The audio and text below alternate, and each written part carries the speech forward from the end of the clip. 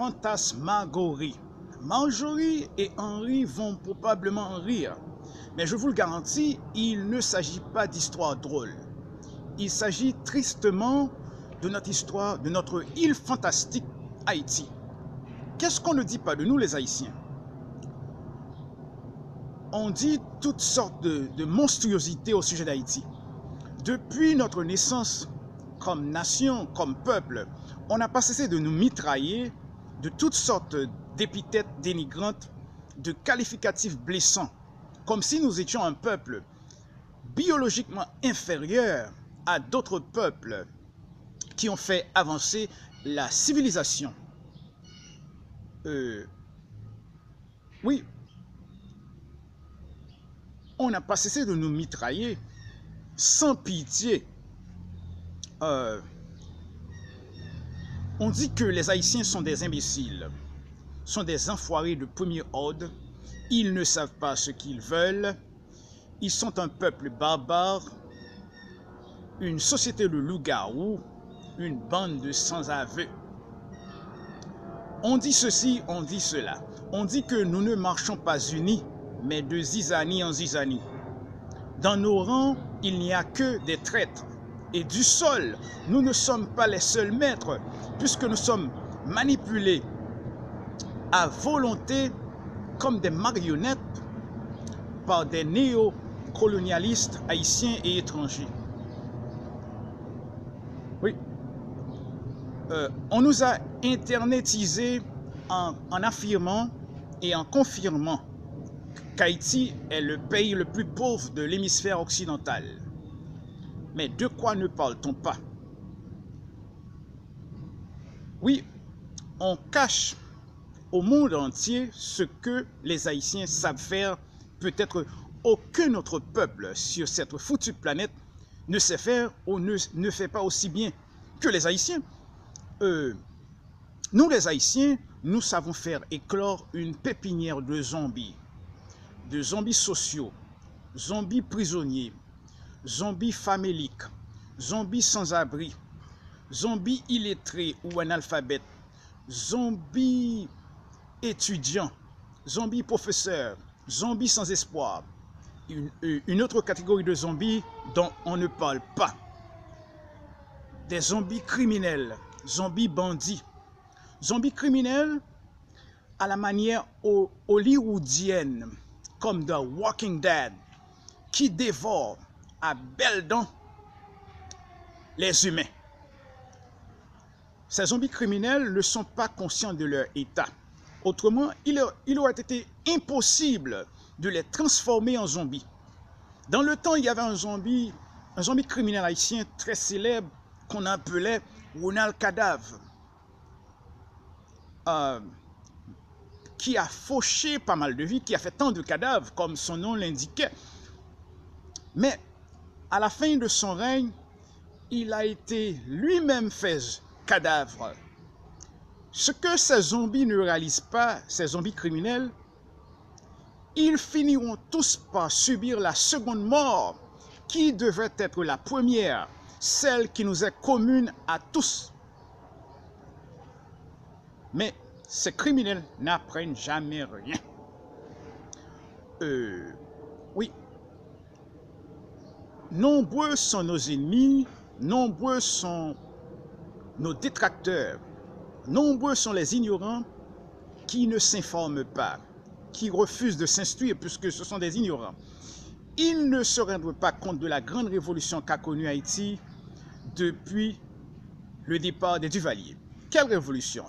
La révolution économique, agricole, culturelle, éducative,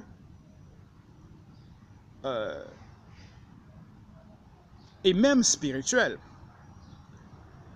Oui, plusieurs universités ont été construites à travers tout le pays dans le but d'assurer l'enseignement supérieur pour l'édification de l'homme haïtien. Et nous offrons le même niveau académique comme ailleurs, comme partout ailleurs. Plus besoin d'aller étudier à l'étranger ou chez le voisin. Les études supérieures, on peut les faire chez nous à moins de frais. Des autoroutes ont été, de nouvelles autoroutes ont été construites. Des autoroutes qui ressemblent à celles qu'on retrouve dans les pays les plus avancés. Des ponts ont été érigés pour désengorger les villes. Il y a maintenant ce qu'on appelle la mobilité routière. Le blackout qui assombrissait nos vies a disparu puisque toutes nos villes sont électrifiées sans interruption. On ne connaît plus ce qu'on appelle coupure de courant électrique, ce qui se faisait si fréquemment.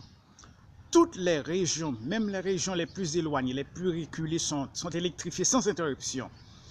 Dans chaque maison haïtienne, l'économie haïtienne est tellement florissante, dans chaque maison haïtienne, il y a un réfrigérateur, un four à gaz, un four électrique, un téléviseur à écran plat.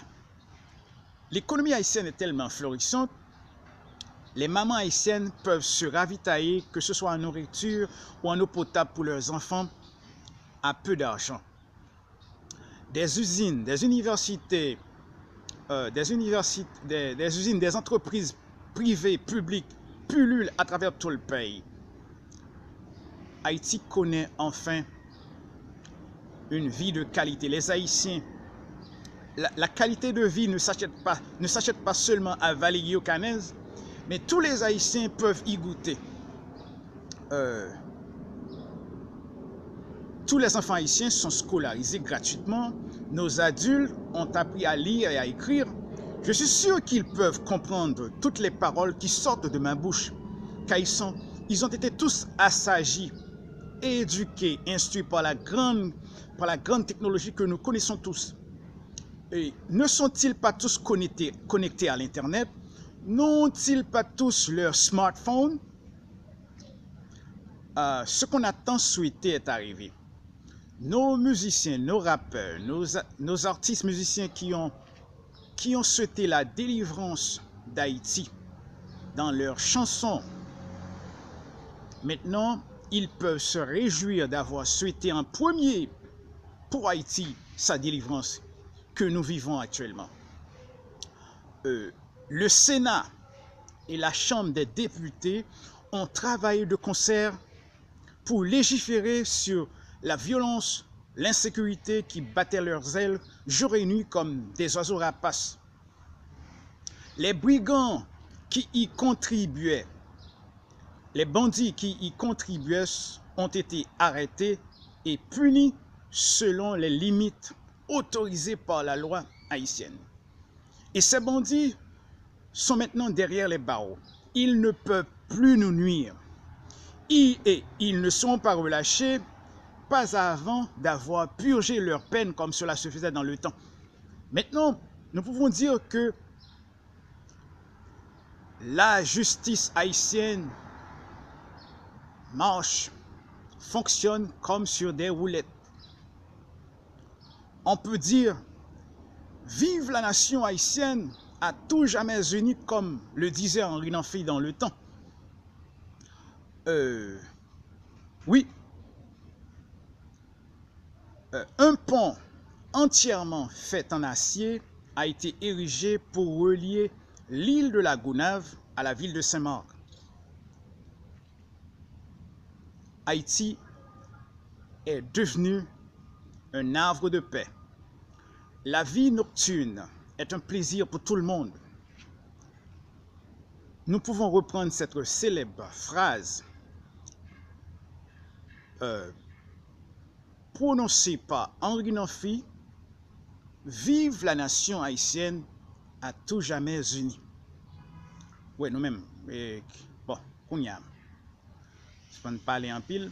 À qui ça nous pensons que vous faites tout progrès ça?